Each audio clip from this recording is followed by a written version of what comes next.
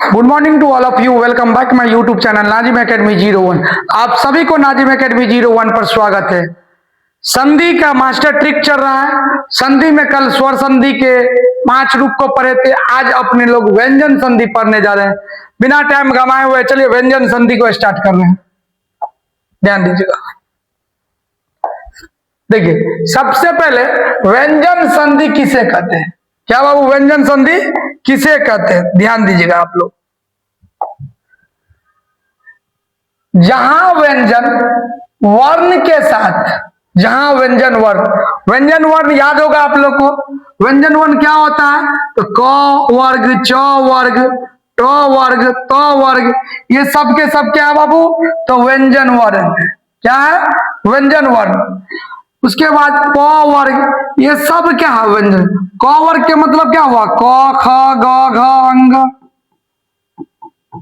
छ छ ज ज, ट ट ड ढ न, त थ द ध न, ये व्यंजन की बात कर रहे हैं। ध्यान दीजिए।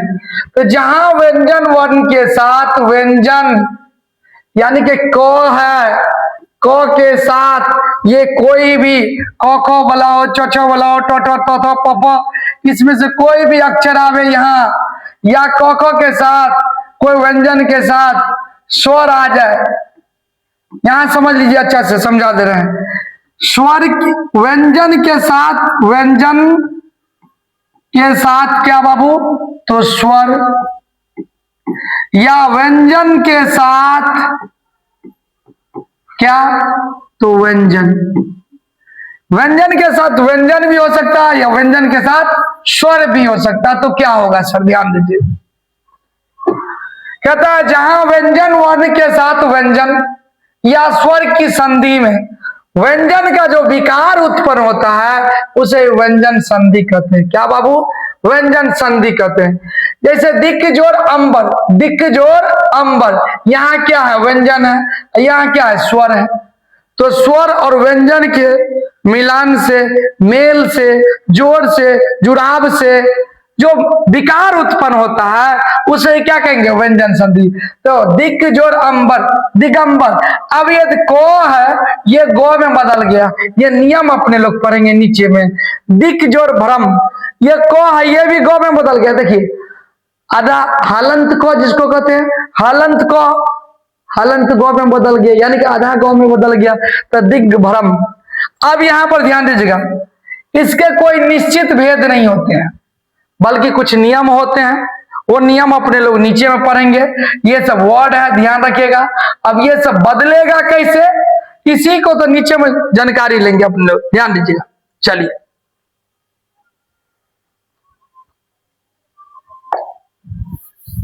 ध्यान दीजिए।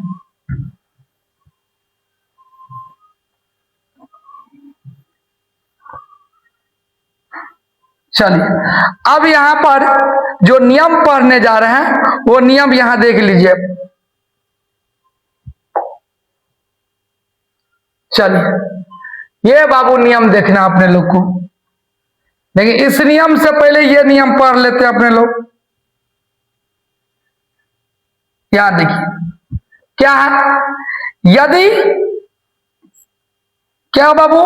यदि क च ट त प, यानी कि क च ट त प के बाद म आवे, क्या आवे? म या न आए, तो ये अपना पचमा रूप धारण कर लेगा। कौन सा रूप? पचमा रूप धारण कर लेगा। ये कौन सा रूप धारण कर लेगा बाबू? पचमा रूप। यानी कि प रहेगा तो म हो जाएगा, तो रहेगा तो न हो जाएगा, तो रहेगा तो न हो जाएगा, चो रहेगा तो यहां हो जाएगा, क रहे तो अंग हो जाएगा। कोई दिक्कत?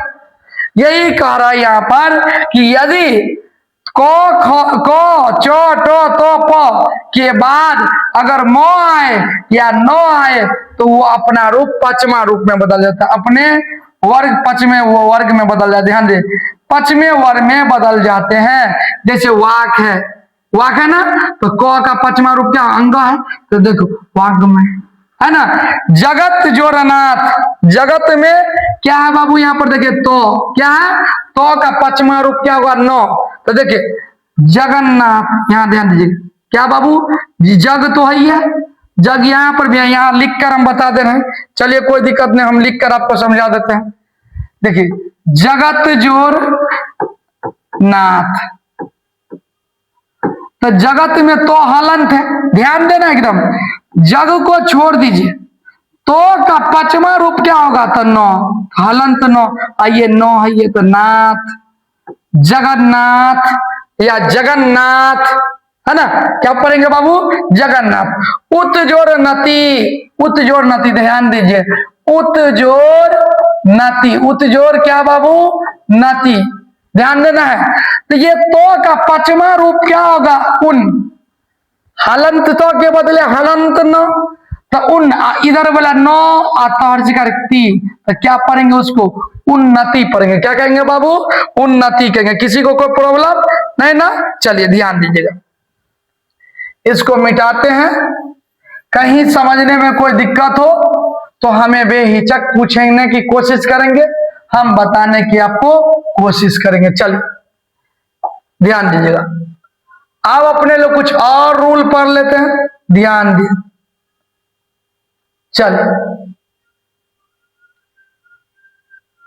चलिए देखिए, तीसरा रूल में क्या कहता है वो? तीसरा नियम कहता है, यदि मौ के बाद, क्या बाबू? यदि मौ के बाद, इसके बाद, यदि मौ के बाद कोई व्यंजन में क्या होगा बताइए? क ख से लेके कहां तक? अंगक। चौ से लेके यहां तक, टो से लेके नौ तक, तो से लेके नौ तक, और आपको प से लेके मौ तक। यही तो व्यंजन है, यही तो व्यंजन है। कहता है यदि मौ के बाद कोई व्यंजन वर्ण आए तो मौ का अनुस्वार हो जाता है। क्या हो जाएगा बाबू?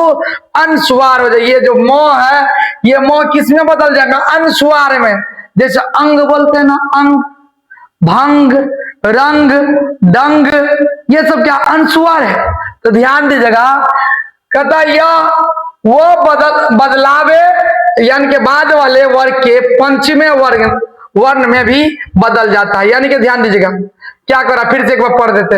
यदि मौ के बाद कोई व्यंजन वर्ण, यदि मौ के बाद कोई व्यंजन वर्ण आए तो मौ का अनुस्वार हो जाता है, या वो बाद वाले वर्ग के पचमे वर्ण में भी बदल सकता है। जैसे अहम जोड़कार, अहंकार, ये मौ ये इस पर चढ़ गया, देख रहे इस पर, तो अहंग हो गया। ध्यान दीजिएगा, ये मौ हटे तो ये हो बचा, इस पर चढ़ गया अनुस्वार। आगे में कौन है? कार, क्या हो गया वो? अहंकार। या इसको एक और रूप ले सकते हैं, क्या कहता है?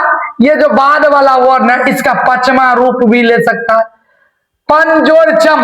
पंजोरचम, अगर इसको पंचम, ध्यान दीजिएगा, क्या बाबू? ये नौ हटेगा तो इस पर अनुस्वार चल जाएगा। क्या चल गया? अनुस्वार। तो क्या होगा? पंचम। क्या होगा? पंचम। कोई दिक्कत नहीं, ध्यान दीजिएगा। अगला, अब नीचे में देखिए, समजोड़, समजोड़, ध्यान दीजिए।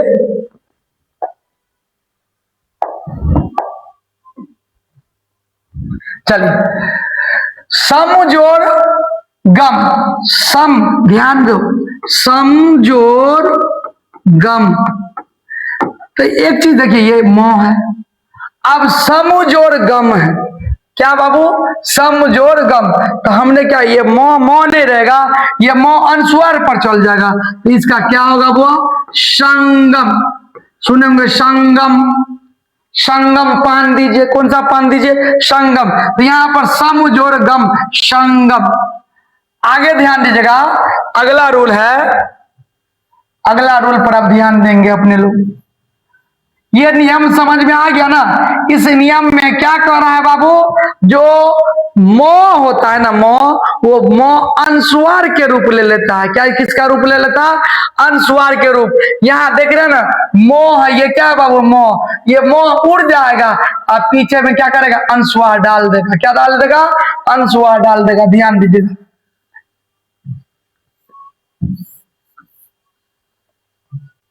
चलिए। अब यदि तो के बाद, किसके बाद बाबू? तो के बाद कोई स्वर, कोई स्वर या ग घ द ध ब भ य र व में कोई आए तो, यानी कि इन जितना घेरे हैं स्वर कितना था, स्वर तो मालूम है ना, ओ आ हर्षई दुर्गई हर्षो दुर्गऊ ए ऐ ओ औ, ये सब ध्यान दे। यदि तो के बाद कोई स्वर या ग घ द ध ब भ, एक चीज देख रहे हैं, तीसरा और चौथा, तीसरा और चौथा, तीसरा और चौथा, तीसरा और, सॉरी यहां पर नहीं, यहां वो रोल नहीं लिया है, ध्यान दीजिएगा। तो वो उसके स्थान पर कोई आए तो के स्थान पर क्या हो जाएगा बाबू, दो। तो के स्थान पर क्या हो जाएगा, दो।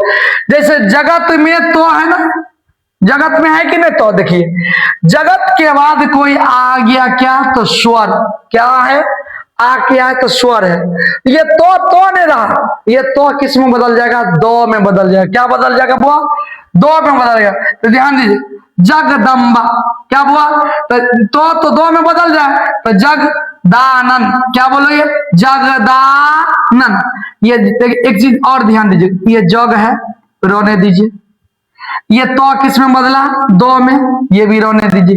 ये आ दो पर चढ़ेगा तो डा हो गया। लास्ट वाला कौन है, तो नंद, क्या बाबू, नंद। अब इस सब को मिला देंगे तो क्या होगा, जगदानंद। क्या होगा बाबू, जगदानंद।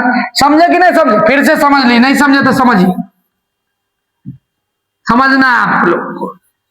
देखिए हम समझा रहे हैं अच्छा से, ध्यान। ये जगत है, क्या बाबू, ये जगत, जगत जोड़ आनंद, आनंद।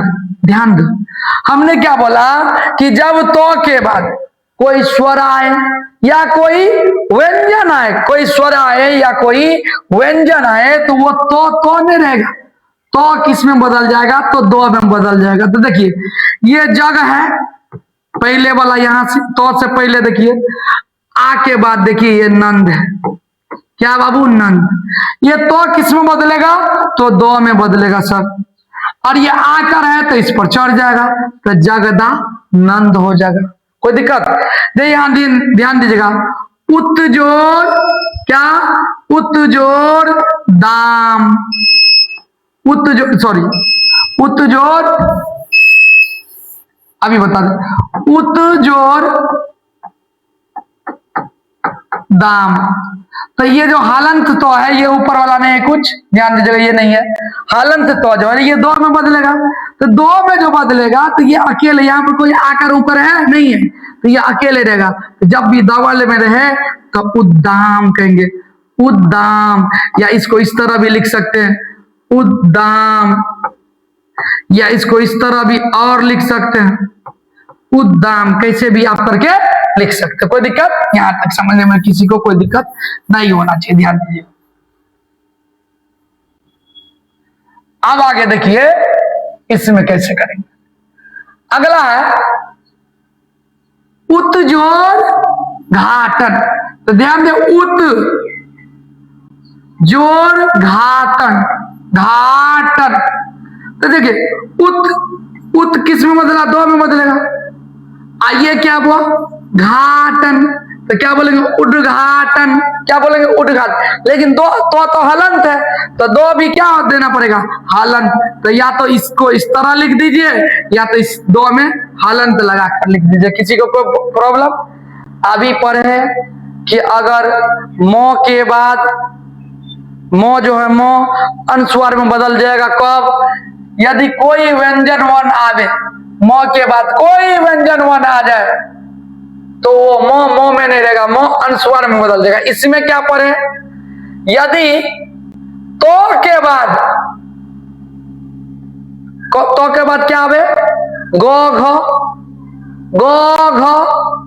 जो, ध्यान दीजिएगा, गो घ दो ध बो भ यो रो वो, ये सब अगर आता है तो वो तो नहीं रहेगा, तो का तीसरा रूप, तो का तीसरा रूप क्या होगा, दो, तो थ और दो में बदल जाएगा। किसी को कोई प्रॉब्लम यहां तक समझने में? आप एक बार में ना देख समझ पाइएगा तो दो बार वीडियो को देखिएगा, देखिएगा, आराम से समझिएगा। जहां लिखा हुआ हम एक्स्ट्रा लिख लिख कर भी बता देते ताकि आपको समझने में कोई दिक्कत नहीं हो। चलो अब अपने लोग अगला रूल पर अटैक करने जा रहे, ध्यान दीजिएगा। यदि तो के बाद, ध्यान दीजिए, तो या दो, ध्यान देख रहे हैं आप लोग, यदि तो या दो के बाद चो या तालब सो आए, तो दो, दूगो वर्ण याद रखिएगा, तो दो चो तालब सो आए तो दो किस में बदल जाएगा, तो दो के स्थान पर चो और बाद वाले सो का छो हो जाता है। यानी कि ध्यान दीजिएगा, तो दो के स्थान पर चो और बाद वाले सो जो तालब सो है वो किस में बदल जाएगा, छो में बदल जाएगा। ध्यान दीजिएगा, जैसे उत तो दो किस में बदल जाएगा, चो में, तो उच्च, और बाद वाले जो है वो छो में बदल जाएंगे। ये नहीं कह रहा है, तो ध्यान दीजिए, तो बाद वाले तो यहाँ पर है नहीं अभी, तो उत जोड़ चारण, तो किस में बदलेगा, चो में, तो चो तो हलंत है, देख रहे हैं हलंत है, तो इसको भी आधा लिखेंगे तो उच्च।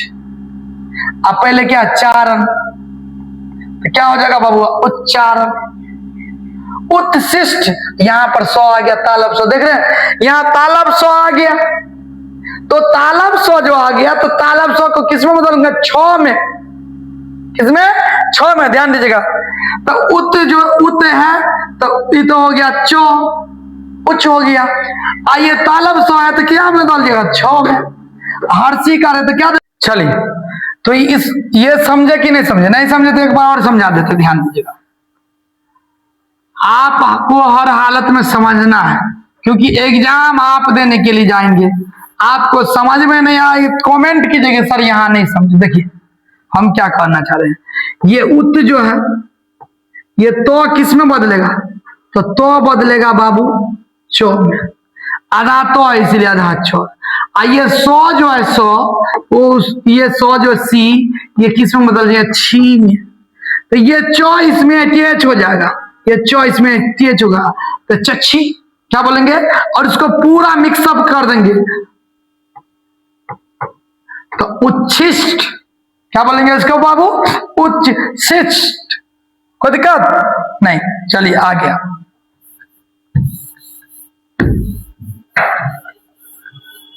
ध्यान दीजिएगा, अब अपने लोग इसी में थोड़ा सा बचा हुआ, ध्यान दीजिएगा। चलिए कहीं कटे तो लिखने के वजह से हम ऐसे पढ़ा रहे हैं आपको, ताकि कुछ लिख कर भी समझाना हो तो आपको हम समझा देंगे, समझे।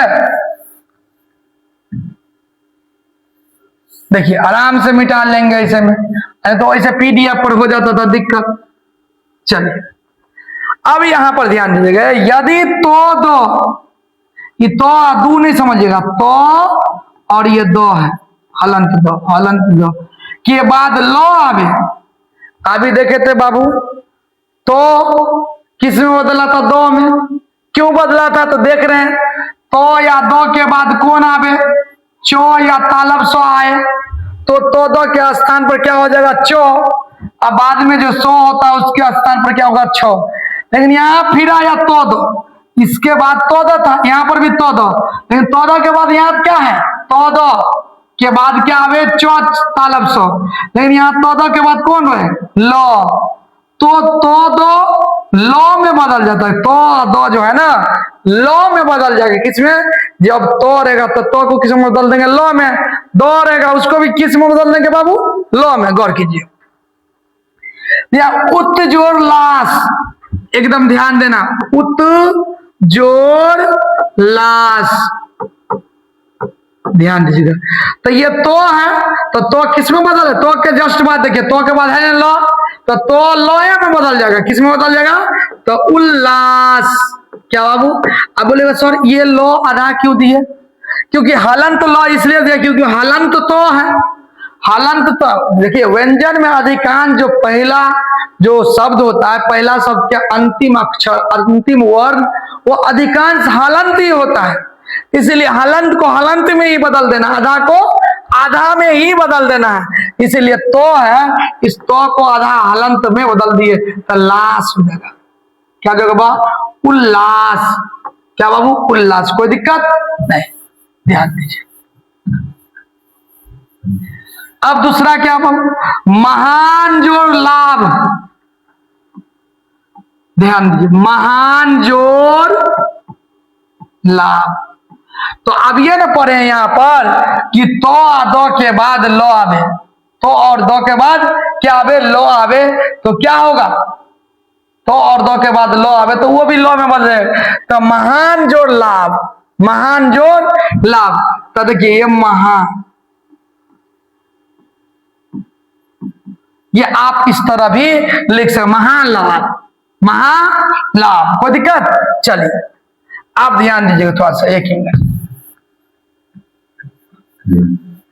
ये चीज को आपको ध्यान रखना है कि तो और दो किस में बदल जाएगा? लो में। और ध्यान दीजिए, नौ के बाद अगर लो आवे, नौ के बाद अगर, अभी जो बता रहे थे वो इस पर नहीं, इस पर बता रहे हैं कि नौ के बाद अगर लो आवे तो लो रहेगा, तो नौ का अनुवांशिक, अनुवांशिक माने अंशवाद। क्या बाबू? अनुवांशिक माने अंशवाद के बाद लो हो जाता है। यानी कि गौर कीजिए, ये महान है। क्या बाबू? ये महान है, और ये जोड़ क्या है? लाभ है। ये क्या होगा? लाभ। तो ये नौ दूगो काम करेगा, एक अंशवार भी डाल देगा और एक हलंत लो भी हो जाएगा। तो देखो हम अंशवार किस पर जा रहेगा? तो पहले वाला पर, और ये नौ आधा लो बन जाएगा और उधर वाला चिपका दो। महान लाभ, महान लाभ। कोई दिक्कत किसी को समझने में? कोई परेशानी है? परेशानी तो बोला जाए, कोई परेशानी नहीं होना चाहिए बाबू, सबको कोई परेशानी नहीं होना चाहिए। अगर आपको समझ में कोई नहीं आता है तो आप हमें जरूर कमेंट कीजिए, ताकि मैं आपके समय जो समस्या है उस समस्या का समाधान दे सकूं। आपके अकॉर्डिंग चलेगा क्लास। आप अगर जो ना समझेंगे उसे समझा दिया जाएगा कि भाई आप कहाँ नहीं समझते हैं, आप कहाँ नहीं समझते, उस चीज को समझा दिया जाएगा। चलते यहीं से पढ़ लेते चलो। हालांकि यहां से पढ़ने में आप अपने लोग ये लिख नहीं पाते, चलो यहां से पढ़ने में अपने लोग लिख नहीं पाते हैं, इसलिए यहां से यही कर लेते हैं। एक मिनट, एक मिनट।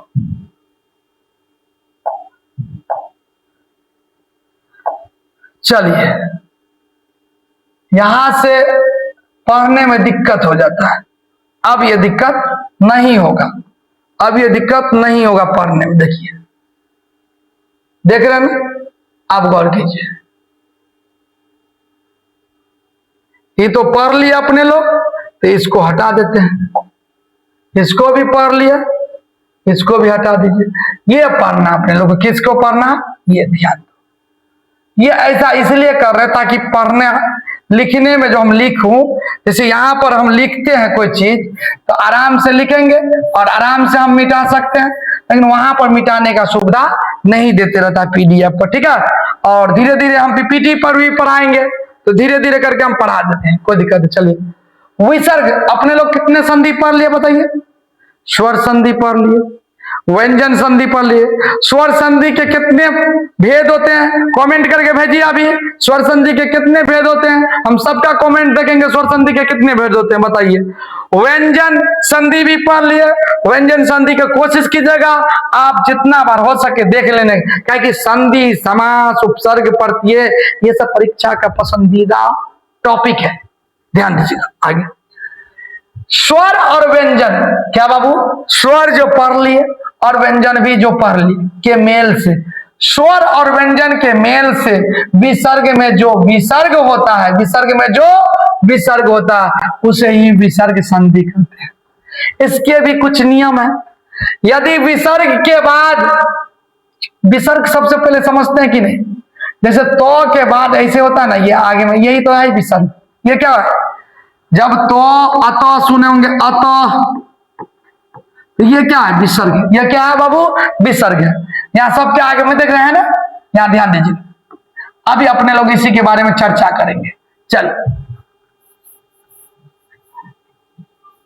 चलिए, ध्यान दीजिएगा, यदि विसर्ग के बाद च छ या तालव्य स हो तो विसर्ग का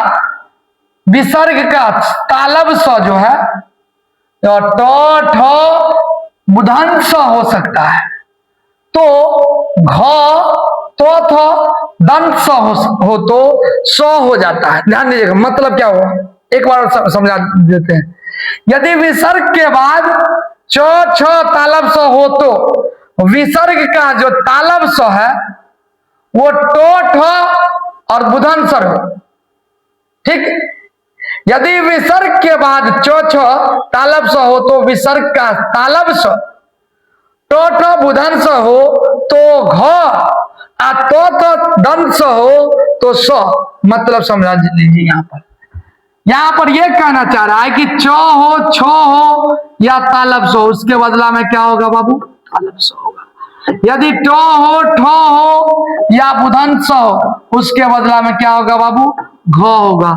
या तो हो थ हो या दंत स हो तो उसके बदला में क्या होगा बाबू, तो दंत स होगा। कोई दिक्कत? आप ध्यान दीजिए, इसको उठा कर लाते हैं। नी जोड़ चै, नी जोड़ चै, ध्यान दे। तो नो है ना, देखिए नो है कि नहीं, नो के बाद जो विसर्ग होगा तो क्या होगा, दंत स होगा। क्या होगा बताइए, नी जोड़ चै। अभी क्या पढ़े हैं, क्या पढ़े अपने लोग, ध्यान दीजिएगा। यदि विसर्ग के बाद च छ और तालब स, विसर्ग के बाद, विसर्ग से पहले नहीं, विसर्ग के बाद को देखना, तो ये ना है विसर्ग और इसके बाद देखिए च है कि नहीं, तो विसर्ग के बाद अगर च हो तो किस में बदलेगा, तालब स में ना। इसी चीज को हम यहाँ लिख कर आपको बता देते ताकि आपको दिक्कत ना समझने में। ध्यान दीजिए, जैसे विसर्ग है, विसर्ग के बाद अगर च छ सौ च छ तालब स आ गया तो वो किस में बदल जाएगा, तालब स में। फिर विसर्ग के बाद अगर ट आवे ठ आवे या बुधन स आवे तो किस में बदल जाएगा, स में। क्या चीज में बाबू, स में। अगर विसर्ग के बाद तो थ या दंत स रहे तो वो किस में बदल जाएगा, दंत स में। जैसे मान लीजिए इसी में नी जोड़ चै, तो नी जोड़ चै, तो नी के बाद विसर्ग है और विसर्ग के बाद क्या है, च है, तो ये च किस में बदल जाएगा, तालब स में, है ना। क्या बोलेंगे, यानी कि च नहीं बदलेगा, ये विसर्ग बदल जाएगा तालब स में। किस में बदल जाएगा, च तो ज्यों का त्यों ही रहेगा, विसर्ग बदल जाएगा तालब स में, तो निश। आइए ज्यों क्या त्यों, क्या होगा, निश्चय। क्या बोलेंगे बाबू, निश्चय। जैसे नी जोड़ सार, नी जोड़ सार, नी जोड़ क्या बाबू, सार। तो देखो विसर्ग दंत स है ना यहाँ पर, तो दंत स किस में बदल जाएगा, दंत स। ये विसर्ग जो बदलेगा दंत स में, तो यहाँ पर क्या बोलेंगे, निस सार, निस सार। कोई दिक्कत? इसी तरह नी जोड़ शेष है, तो नी जोड़ शेष, नी जोड़ शेष, नी जोड़ शेष। आप लोग बताएंगे कि नी जोड़ शेष किस में बदलेगा, तो निशेष में, निशेष। क्या बाबू, निशेष। इसको हम यहाँ पर बता भी दिए हुए, नी जोड़। चलिए कलर चेंज कर देते हैं, नी जोड़ शेष, कहा क्या, नी जोड़ शेष, तो निशेष। यहाँ चले शुरू से, नी जोड़ चय, तो निश्चय क्यों हुआ, क्योंकि विसर्ग के बाद क्या आया बाबू, च आया। यहां ध्यान दीजिएगा आप लोग, यहां गौर कीजिए, नी के बाद विसर्ग है और यहां छ है, क्या बाबू, छ है,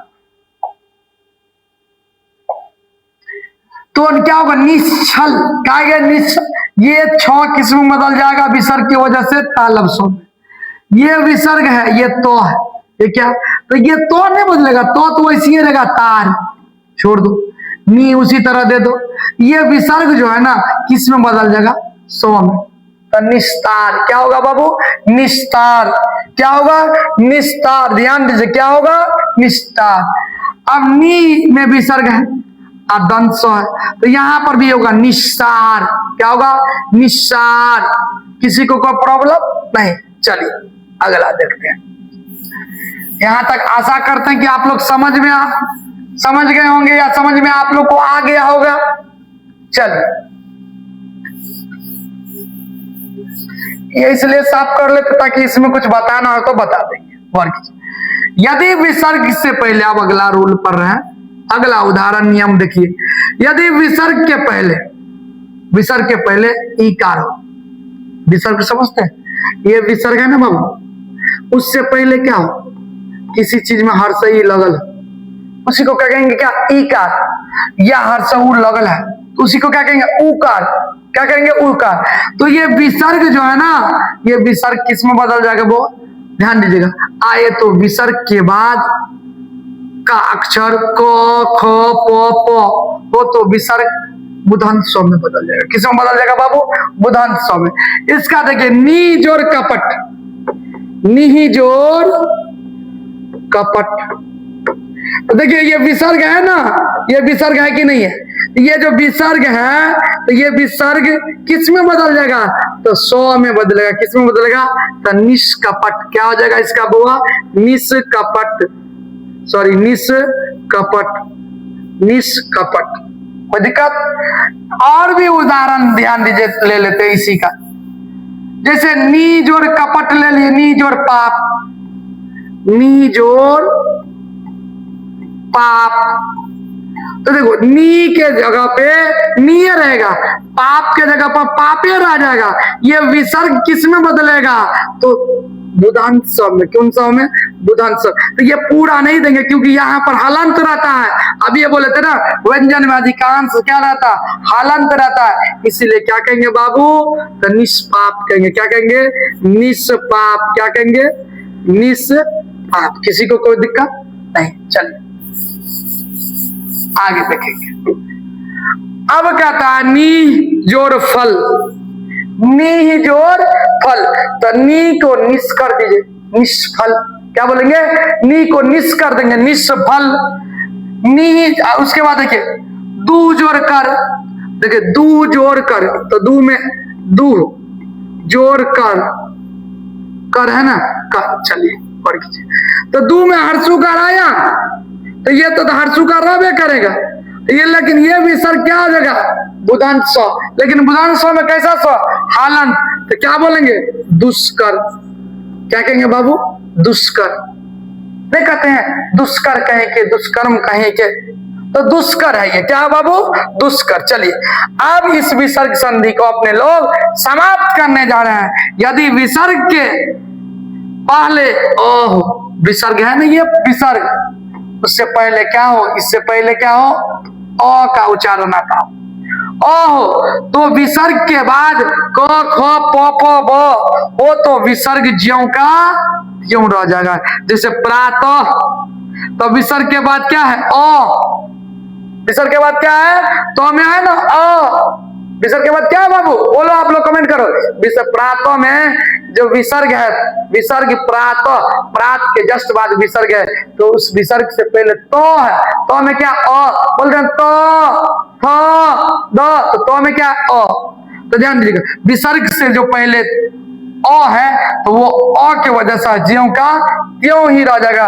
प्रातः है तो प्रातः का प्रातः ही रह जाएगा। देखिए पय अजोड़ पान, पय जोड़ पान, तो इसमें देखिए विसर्ग है ना अंत में, तो विसर्ग जो अंत में है तो उस अंत से पहले देखिए क्या यो में अ है, तो कहिएगा हाँ यो में तो अ है, तो उस अ के वजह से ज्यों का त्यों ही रह जाएगा।